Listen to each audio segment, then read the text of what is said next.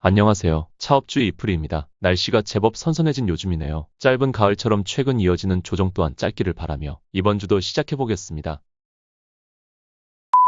이번 주에도 분석을 위한 투표를 진행했고 그렇게 선정된 기업은 플라즈맵입니다. 플라즈맵은 코스닥 상장사로서 시가총액은 996억이네요. 참고로 플라즈맵은 22년 10월 21일 즉 이 시기쯤에 상장했었는데 이후 변동성을 가졌지만 우상향하다가 23년 3월쯤부터는 우하향하기 시작했어요. 이러한 주가 흐름은 플라즈맵의 상장 당시 진행된 내용들을 보면 나름 이해가 되는데 어떤 것 때문인지 한번 살펴보시죠. 먼저 코스닥 시장에 상장하면서 제출한 증권신고서와 투자설명서가 보이네요. 플라즈맵의 상장 공모가는 7천원이었고 177만 1000주의 공모주를 발행하며 124억의 자금을 조달하게 되었습니다. 이렇게 조달한 자금 중 발행제 비용을 빼면 118억의 자금이 남게 되고 이 자금은 연구 관련 인건비, 재료, 시험 분석비 등 연구개발에 쓰이지만 시설 투자금에는 더 많은 자금이 쓰일 예정임을 알 수 있는데 먼저 기존 오산 공장에는 자동화 생산 설비 및 스마트 팩토리를 위한 시설 투자를 할 예정이고 상장 전에 취득하여 등기친 대구 토지에는 신공장을 착공하여 캐파를 늘리려는 것도 알 수 있네요. 그리고 23년 2월에 착공하여 23년 12월에 상업화 준비를 완료하려던 신공장은 이번 반기 기준 자금 사용 현황으로 볼 때 아직 착공되지 않았음을 알 수 있습니다. 또한 플라즈맵은 상장 시 의무보유 및 공동목적 보유 확약을 설정하기도 했는데 의무보유는 상장 전 투자자들의 매매를 단기간 막으면서 상장 직후 급격한 변동을 줄이기 위함입니다. 보시면 먼저 최대 주주 및 특수관계인은 2에서 3년 동안 보호예수가 묶여 24년 10월까지 매매를 할 수 없는데 원래 법정 의무는 1년이므로 자발적으로 연장한 것을 알 수 있네요. 그리고 여기 초록색으로 표기한 투자자들이 의무 보유하게 됐던 상장 전 투자자들입니다. 꽤 많죠. 이들은 자발적으로 2, 3, 6개월간 보호예수를 설정했고 올해 상반기부터는 모두 매도가 가능했던 물량들입니다. 그리고 여기 공동목적 보유 확약은 최대 주주의 지분율이 낮기 때문에 경영권에 힘을 실어주기 위한 목적이죠. 보시는 것처럼 최대 주주의 단독 지분율이 낮습니다. 따라서 지배력이 낮은 최대 주주와 의결권을 공동으로 행사하여 경영 안정성을 주기 위함이죠. 상장 전에 투자했던 이러한 투자자들이 1에서 2년간 공동의결권 확약을 했었고 이 중에서 1년간 설정했던 이 물량은 다음 달 말부터 해제되기 때문에 시장에 출하될 수도 있겠습니다. 이렇게 플라즈맵은 최대 주주의 단독 지분율이 낮기 때문에 어쩌면 이러한 상장 공모자금은 넉넉하게 확보한 것이 아닐 수 있습니다. 최대 주주의 지분이석을 줄이는 선에서만 공모주를 발행하고 이후 채권을 발행하여 부족한 자금을 보완하면 되니까요. 요약하면 플라즈맵은 상장 전 투자 유치를 많이 했기 때문에 낮아진 최대 주주의 지분율을 보완하는 형태로 자금 조달을 했고 또 낮은 최대 주주의 지분율 때문에 공동의결권 확약을 맺었습니다. 그리고 상장 전 투자 물량이 많기 때문에 상장 이후 이들의 물량 출하가 쏟아지는 것을 방지하여 2에서 3개월간 보호예수를 걸었죠. 하지만 이렇다 해도 보호예수를 걸지 않은 상장 전 물량도 이렇게 많습니다. 따라서 상장하자마자 바로 매도해버리는 여러 VC들의 모습을 볼 수 있죠. 다음 페이지로 가봐도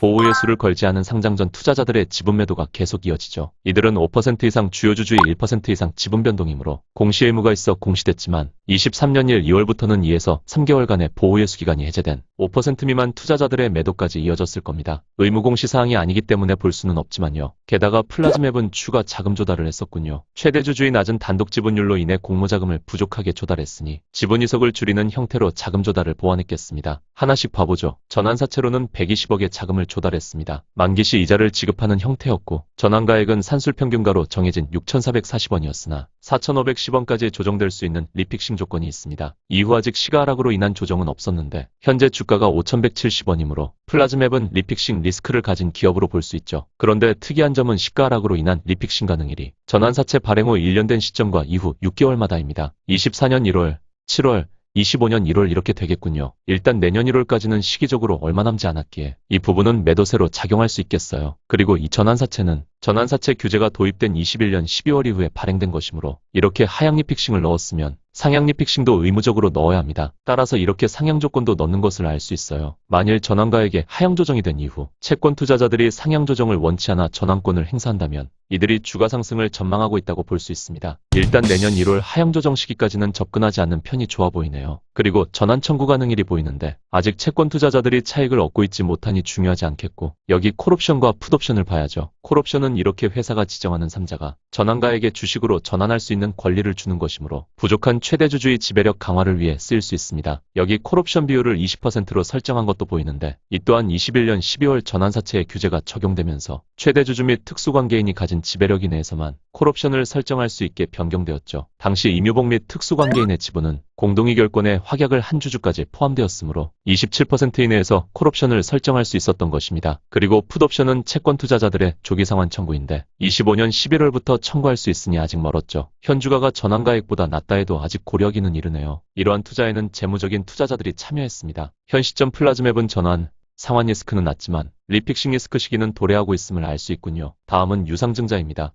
지분율이 낮은데도 3자로 특정인에게 배정했어요. 그런데 이 또한 지분율은 고려한 것으로 볼 수 있습니다. 전환사채는 120억 규모를 발행했는데 3자 배정 유상증자는 겨우 30억 규모로 발행했으니까요. 그리고 이러한 유증에 참여한 투자자는 드림텍인데 저온 플라즈마 멸균기 제품의 공동개발을 위해 드림텍이 전략적 제휴의 형태로 지분을 투자했음을 알 수 있네요. 드림텍의 지분은 플라즈맵에게 우호 지분이 되는 거죠. 참고로 플라즈맵은 드림텍에 지분 투자를 하지 않았습니다. 그리고 3자 배정 유증은 최대 10%의 할인율을 적용할 수 있는데 당시 따로 할인율을 적용하지 않은 것으로 보아 플라즈맵이 지분 이석을 줄이면서도 전략적 제휴의 사업적인 목적으로 지분을 보완하는 형태로 자금을 조달하는 좋은 3자 유증을 했다는 것을 알 수 있네요. 또한 두 건의 공급계약 체결 공시도 보이는데 이를 공정공시로 공시했었네요. 두 계약 모두 직전 연도 매출액인 63억의 10%를 초과하는 대규모 계약이었기 때문에 의무공시를 했으면 됐을 텐데 규모가 규모인 만큼 플라즈맵은 그러한 방법을 택하지 않았고 애널리스트를 비롯한 국내외 투자자들에게 공개적으로 알렸나 보네요. 따라서 정보의 불균형을 막기 위해 공정공시로도 공시하게 됐겠습니다. 하나는 호주 도매유통기업과 오세아니아 시장을 타겟하여 멸균기 제품의 유통을 위한 216억 규모 계약이었고 다른 하나는 미국 기업과 북미 시장을 타겟하여 멸균기,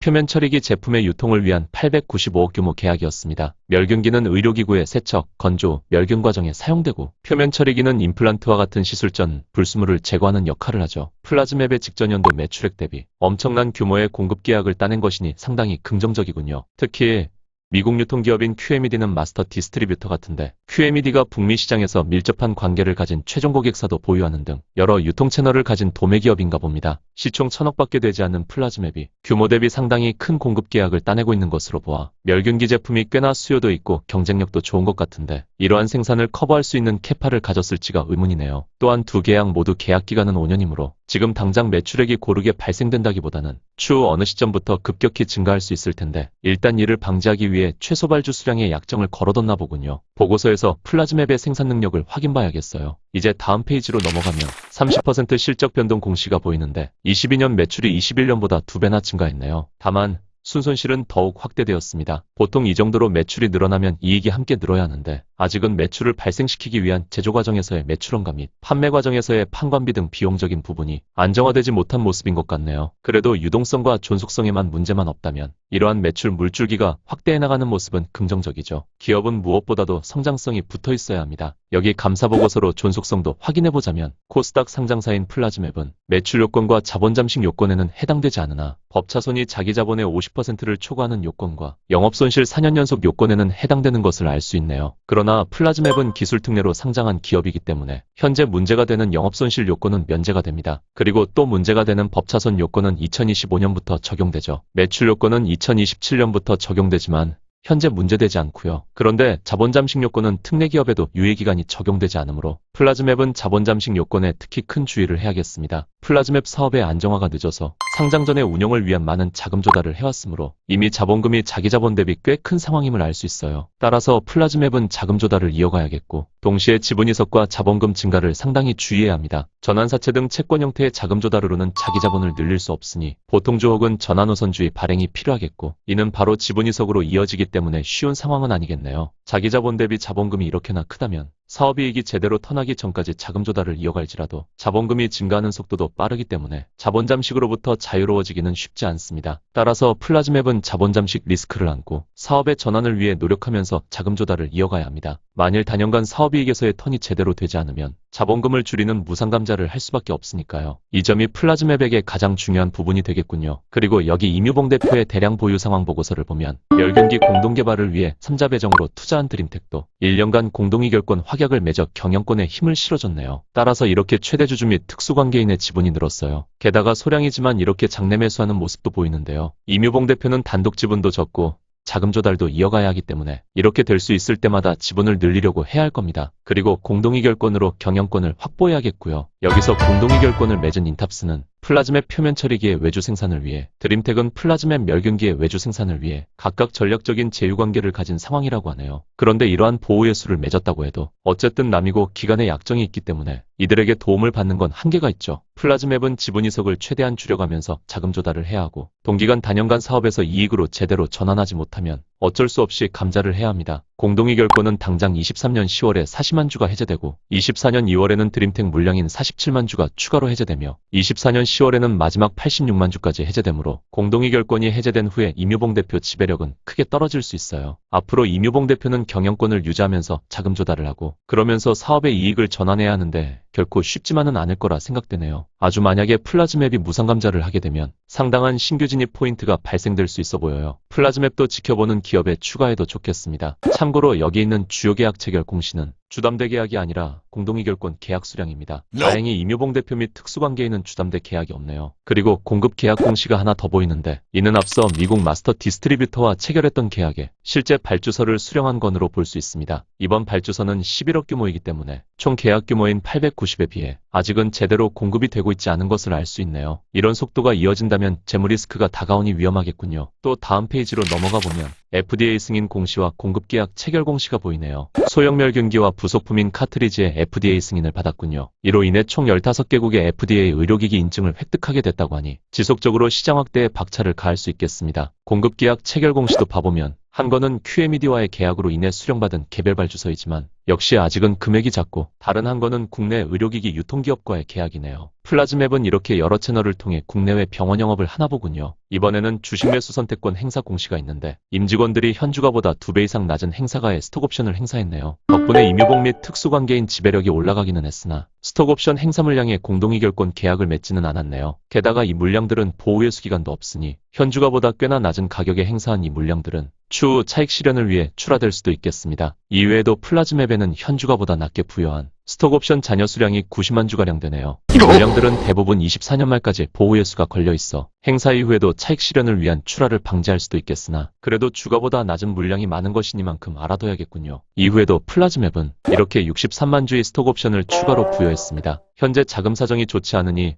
스톡옵션으로 보완하려는 것은 알겠는데 너무 남발한 면이 있기 때문에 추후에는 방해 요소로 작용할 수 있겠군요. 여기에는 유형자산 양도 결정 공시도 보이는데 이는 보유하고 있던 오산시 부지를 87억에 매각하며 부족한 자금을 추가로 보완한 것으로 보면 되겠습니다. 그리고 또 유상증자 결정 공시가 보이죠. 이번에도 3자 배정으로 55억을 조달하면서 부족한 자금을 조달했군요. 여기에 참여한 투자자들은 임유봉 대표 및 임원들이고 또 드림텍의 특수관계인들도 참여했습니다. 따라서 이렇게 드림텍이 5% 이상 주주로 신규 보고됐죠. 플라즈맵은 대표의 단독 지분은 낮고 자금은 부족하기 때문에 이렇게 지분과 자금을 보완하기 위한 움직임들을 볼 수 있는데요. 개개인의 자금 여력에 따라 이러한 방식에는 한계가 있기 때문에 사업에서의 의미 있는 이익 창출을 하며 커버하는 것이 무엇보다 가장 중요하겠습니다. 플라즈맵은 상장 이후 이런저런 공시들이 많았네요. 따라서 상장 이후의 주가 흐름은 대규모 수주 공시에도 불구하고 이후 발주된 미미한 규모 그리고 보호예수가 풀린 VC들의 물량까지 출하되면서 이러한 모습을 보이지 않았을까 싶군요. 그러면 가장 최근 페이지에서 보고서를 봐볼까요? 반기보고서 클릭. 플라즈맵은 2015년에 설립되었습니다. 본사는 대전에 위치하고 있네요. 오사는 부지를 매각하며 R&D 센터로만 사용하나 보네요. 공시로는 보지 못했었지만 대구에는 시설 투자를 했나 봅니다. 이제는 생산기지가 대구네요. 그리고 플라즈맵은 기술 특례로 코스닥 시장에 상장했죠. 따라서 지금 당장은 자본 잠식 요건만 주의하면 됩니다. 종속회사로는 미국 법인이 있는데 제품의 FDA 인증 이후 미국 사업 확장을 위해 설립했고 이후 10억의 자금을 유입시켜주면서 운영을 해나가고 있나 보네요. 그 외 탑법인 출자 현황은 없습니다. 총 주식을 보면 현재는 보통주로만 1927만 4044주가 있고 자기 주식은 전혀 없네요. 스톡옵션 발행 시마다 신주를 찍어내어주고 있고 앞으로도 자금 사정이 넉넉해지지 않은 한 그러지 않을까 싶네요. 이러한 주식의 소유 현황을 보면 임유봉 대표는 13.8%의 단독 지분을 가지고 있고 이는 계속해서 사업을 키워가기에는 부족한 수준이죠. 게다가 당장 순손실이 이어지고 있기 때문에 쉬운 상황은 아닙니다. 따라서 이러한 주요 주주들과 각기 다른 기간 동안에 공동의결권을 맺고 부족한 경영권을 보완한 모습이죠. 공동의결권을 포함하면 현재 기준 33.51%까지 지배력을 가졌다고 볼 수 있어요. 그러나 앞서 말씀드린 대로 올해 10월과 내년 2월, 10월에 차례로 해제되므로 역시 쉬운 상황은 아니라고 생각됩니다. 게다가 현재 미상환 전환사채가 2건 있죠. 한 건은 비상장 시절에 발행된 것으로서 최저 조정가액 수준의 조정이 된 것으로 파악이 되고 현재 주가와 비슷한 수준이기 때문에 주가가 좀 더 오르면 전환 후 차익 실현 가능성이, 주가가 빠지면 조기 상환 가능성이 있다고 볼 수 있습니다. 또한 상장 이후 발행했던 다른 한 건은 상향 조정 옵션이 있기는 해도 최저로 조정 가능한 전환가액이 4,500원 수준이기 때문에 리픽싱 리스크가 존재하는 상황이죠. 플라즈맵은 시가총액이 작은 기업임에도 신경 쓸 게 많군요. 그러면 이제 재무제표를 봐볼까요? 먼저 현금 자산의 증가가 보이는데 이는 스톡 옵션 행사, 유상증자 그리고 특히 전환사채로 인해 증가한 것으로 보면 되겠고, 오산부지를 매각하여 자금을 조달하기도 했죠. 덕분에 유형자산 규모가 꽤나 작아졌으므로 감가상각으로 인한 매출원가 비용은 줄어들겠네요. 무리한 시설 투자를 하지 않고 드림텍과 인탑스를 통한 외주 생산체제로 현재의 자금 부족 상황에 맞는 전략을 구사하고 있어 보이는군요. 그리고 운전자본인 매출채권과 재고자산은 모두 매출 대비 회전율이 둔화되었습니다. 매출채권은 회수하지 못한 것이 많아졌고 특히 재고자산이 크게 증가했죠. 재고자산 중에서는 제품이 많이 증가했는데 제품 선적 등의 시기가 몰려서일 수도 있지만 그게 아닌 이상 재고가 쌓이고 있다고 볼 수 있습니다. 때문에 보이는 순손실보다도 실제 현금 흐름이 더 안 좋은 상황이라는 것을 알 수 있죠. 진행되는 사업마저 쉬운 상황은 아닌 것 같군요. 부채 부분도 봐보면 전환사채의 발행으로 부채가 증가한 것도 보이고 일부 차입금을 상환한 것도 보이네요. 다행히 차입금은 그렇게 많지 않네요. 전환사채를 제외하면 60억의 차입금을 가지고 있습니다. 그 외 특별한 변화는 없어요. 자본 부분도 보면 이것 보세요. 자본금이 쑥쑥 증가하고 있죠. 상장 전에도 지속적으로 자금 조달을 해왔기 때문에 대표의 지분율이 낮은 상황인데 자금 조달을 조금씩 할 때마다 자본금이 꽤나 커지고 있고 이어진 자금 조달에도 불구하고 사업상 순손실로 인해 자기 자본은 계속 깎였어요. 앞으로도 자금 상황에 여유가 없기 때문에 추가 자금 조달을 해야겠고 이때는 보통주 혹은 전환후 선주로 해야만 자기 자본이 증가합니다. 전환사채의 보통주 전환 시에도 자기 자본은 증가할 수 있지만 아직 전환사채가 차익을 노리고 전환할 시기는 아닌 것 같네요. 이렇게 자본금이 큰 기업들은 자금 조달로 자기 자본을 늘려도 자본 잠식의 늪에서 쉽게 빠져나올 수 없습니다. 플라즈맵은 15% 정도 부분 잠식을 보이고 있네요. 기술 특례 상장을 했어도 자본 잠식 요건은 면제가 아니기 때문에 내년 감사 전에는 추가적인 자금 조달이 필요해 보이는군요. 앞으로도 이렇게 사업을 이어가는 동안 사업이 안정화되지 않고 자본금이 너무 커진다면 플라즈맵은 무상감자가 필요해 보입니다. 엄청난 주가 하락을 야기하게 되겠죠. 만일 추후 특정 시점에 플라즈맵이 무상감자를 결정하게 되면 채권과 스톡옵션, 사업가 시화 등 여러 요소를 고려해야겠지만 좋은 투자가 될 수 있어 보인다는 생각입니다. 이제 실적도 봐보면 일단 매출이 크게 감소했어요. 이 부분이 꽤 부정적이죠. 외주 생산 체제로 인해 매출 감소로 인한 고정비는 적게 들었지만 특히 판관비가 증가하여 영업손실이 커지게 되었죠. 이러한 판관비는 제품 개발을 위한 경상연구 개발비와 외주 생산을 위한 가공비가 증가했고 회수하지 못한 매출 채권의 상각 처리도 있었습니다. 아무래도 플라즈맵은 재무적인 리스크가 발생하게 될 것 같네요. 플라즈맵은 유상증자와 무상감자가 모두 필요합니다. 기업 매각을 추진해야 할 정도로 자체적인 운영이 있어 쉽지 않은 상황으로 보이네요. 최근 실적 변화를 그래프로도 봐보면 지속되는 적자에도 불구하고 지난해까지는 매출이 증가하는 모습을 보였지만 매출은 올해부터 꺾이게 되었고 손실폭은 더욱 확대되었습니다. 그러면 플라즈맵이 어떤 사업을 하는지 한번 봐볼까요? 플라즈맵은 저온멸균을 통해 의료기기의 열적 손상 및 변형을 방지하고 세균 및 바이러스를 멸균하는 멸균기 제품과 부속품, 그리고 진공 플라즈마 기술을 이용해 기기 표면의 불순물을 제거하는 표면 처리기 제품과 부속품을 개발 생산합니다. 표면 처리기는 특히 임플란트 이전에 사용되죠. 특히 멸균에 대한 수요가 증가하는 상황인데 소형에서는 FDA 인증을 받은 기업이 전무하기 때문에 유일하게 FDA 승인을 받은 플라즈맵이 강점을 가졌다고 볼 수 있겠네요. 계속 FDA 승인 제품의 라인업을 늘리면서 클리닉 전용 소형 시장을 타겟하려는 목적이군요. 그리고 표면 처리기는 FDA 승인으로 기술력을 인정받기 위해 진행 중인가 본데요. 현재 표면 처리기의 매출은 크게 악화되었습니다. 덕분에 외주 생산은 아예 이루어지지가 않았고 자체적인 생산으로만 소량 대응을 했죠. 이 부분이 반기 실적 악화의 큰 원인으로 볼 수 있겠는데 사측은 기존 계약을 신제품으로 전환하며 공백이 생겼다고 하네요. 그런데 매출 공백의 원인인 표면 처리기는 1분기에도 매출이 거의 없었다고 볼 수 있습니다. 따라서 이 부분이 하반기에 개선될지 모르겠네요. 다행히 멸균기는 성장을 이어가고 있는 모습이에요. 그리고 외주 생산을 포함한 생산 능력을 보면 매년 조금씩 생산 캐파를 늘리고 있고 아직 가동률에는 여유가 있는 상황임을 알 수 있지만 현재 매출 100억 내외의 생산을 위한 가동률이 69%이므로 수주한 대규모 계약을 이행하기에는 역부족으로 보이네요. 현재 수주 잔고가 1,500억 규모인 점은 너무 긍정적이지만 아직 그에 대한 준비가 되고 있지 않아 보이므로 언제 실제 대규모 발주가 이뤄질지는 알 수 없겠습니다. 이쯤 다루면 되겠는데요. 이프리의 요약 시간입니다.